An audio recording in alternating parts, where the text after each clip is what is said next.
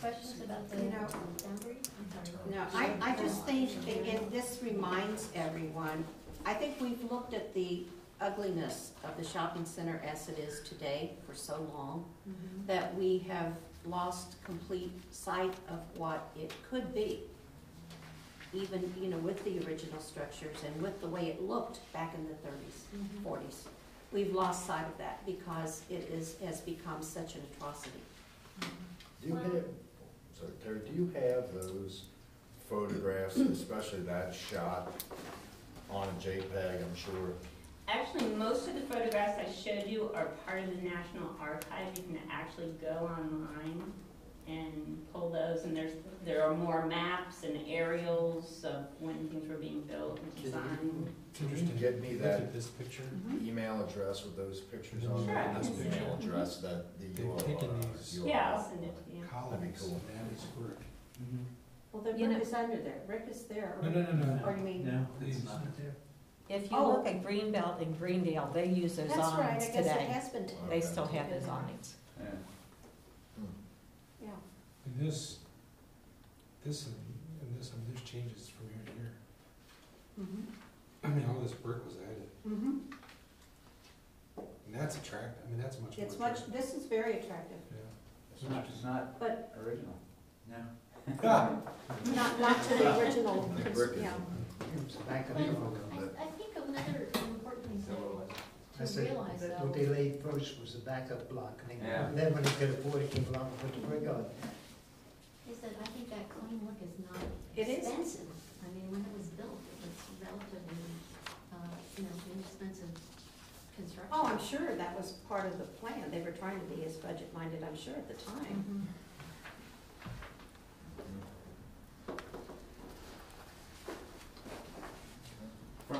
From a zoning perspective, we've got 9 as one of the original buildings.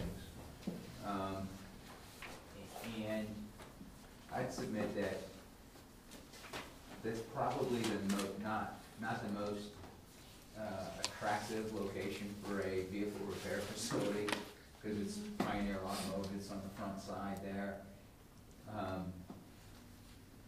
Would there be thoughts about using that to a different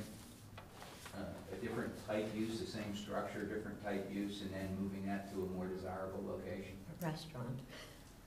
Well, I think that's an interesting question. I mean, if it is original and it was originally a gas station, there's some value in keeping the original use where it is. The fact is, the building's been altered a lot over the years, and it doesn't look historic anymore. It's got a fake mansard roof put Right. on it, and,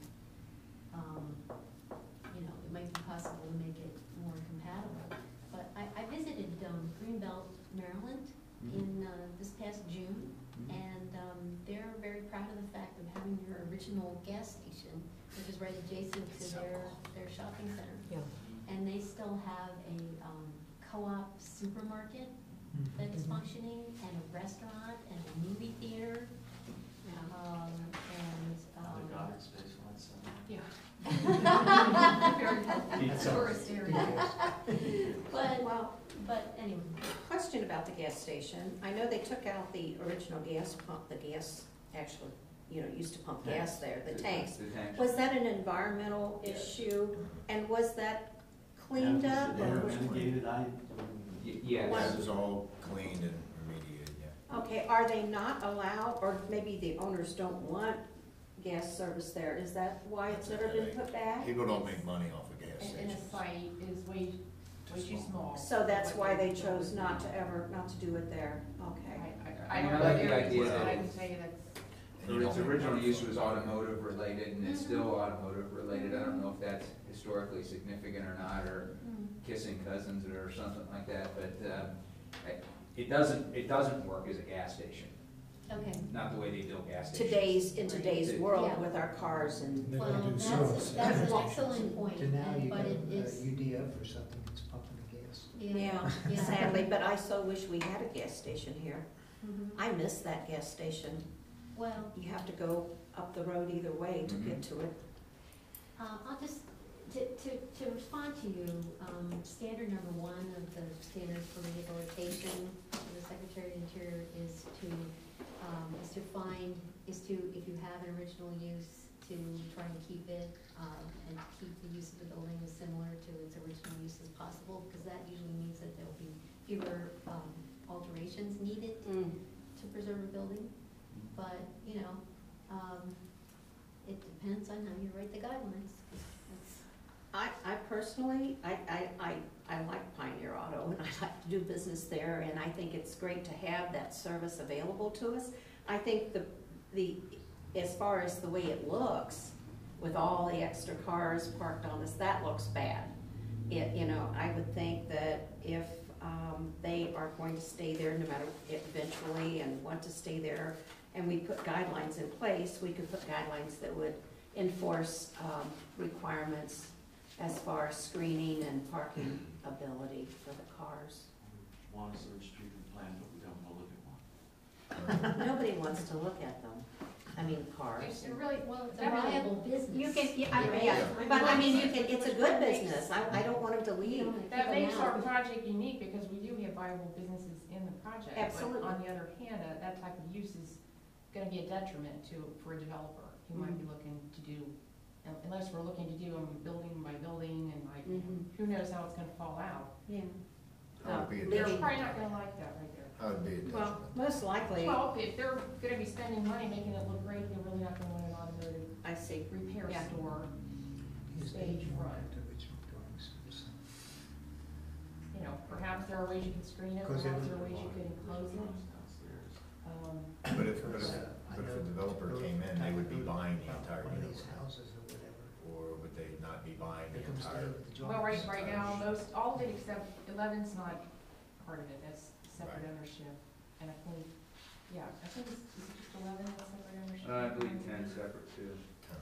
10, 11. 10, 11, okay. So everything else, So 1 through everything else would 9, be one package. Mhm. it would be Actually, a 11 package is deal two. for. 11 is 2, that's right, it's a Oh, credit I union think and they're the all separate. liquor store. Mhm. They're separate. Right. And another piece to remember, keep in mind when we're thinking about the shopping center is any environmental issues and what impact, how far we have to go to remediate those issues, how that will impact its still remaining. Well, you got quite a few of them. Well, like Judy said, you can always add something as far as screening and landscaping and stuff like that to try and knock down a little bit of the sight of the vehicles, but not shield it so much that people can't not see what it is. Well, you know, I think it's discussion for the future. Yeah. Truth be told, that would be a Herculean task since a lot of the parking is directly from the street into an empty space on his lot. How do you screen that? Well, what you can't, the way you have to think about it is you have to think about what is on private property and what's in the public realm. Mhm. And so you might not be able to get them to screen it on private property, but you can do whatever you want on the public realm. So you can create the landscaping on the outside. There's nothing that says you can't modify the access point outside. You get bushes that grow 4 foot high and clip them and make them That's a boxes really square good as you idea. go. I mean, you know. Good point. Okay, the next item I had to was, I did hear back from Nathan Bell of the Ohio State Conservation Office about how the code, the historic preservation chapter as it's written now, complies with the requirements for the certified local government program. And so I sent you the checklist, which identifies the items that still need to be addressed. And, do you want to go through them?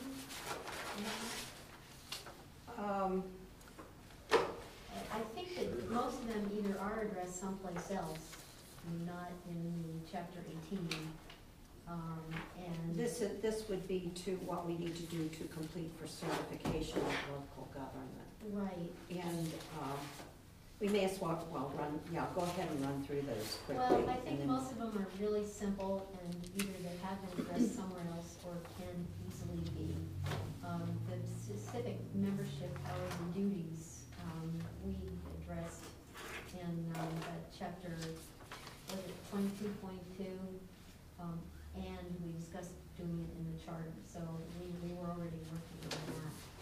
The next page,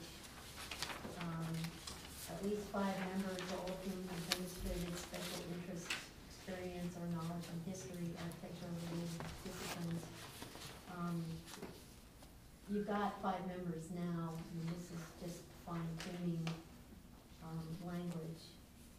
And, you may have those disciplines within the village and within the current commission. At least 2 preservation-related professional members, to the extent that such professionals are available in the community. We address that also. So it's, again, it's just a matter of where it is. Meet at least 4 times a year. I think that's probably somewhere else.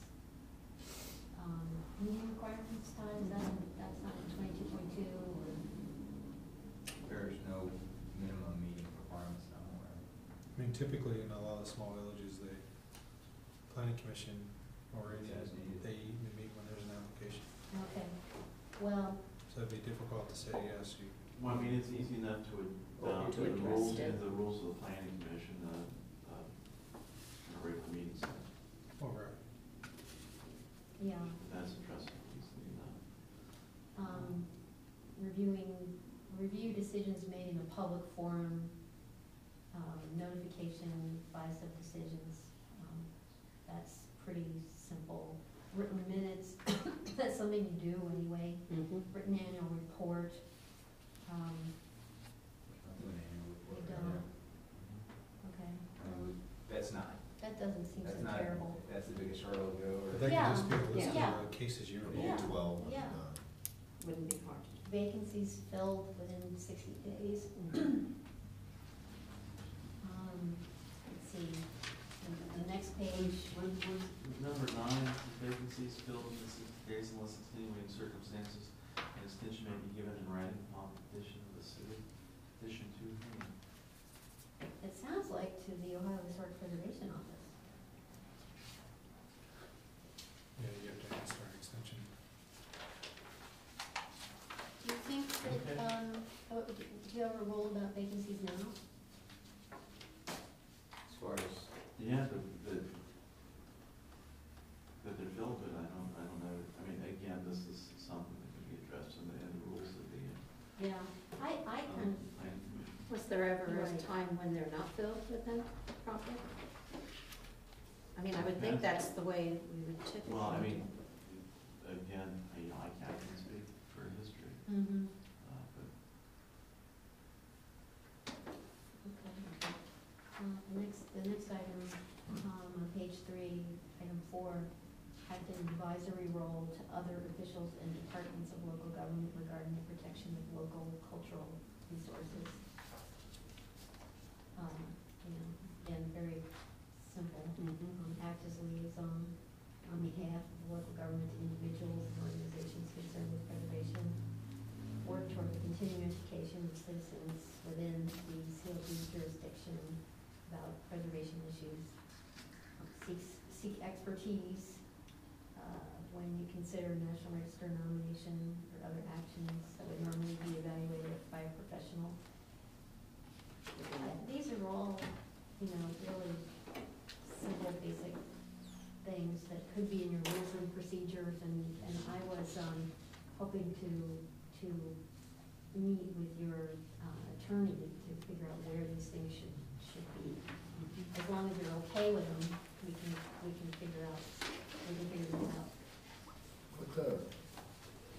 How do you do number 6? How do you continuously educate the citizens? Work toward continuing education, Yeah, what does that well, you could,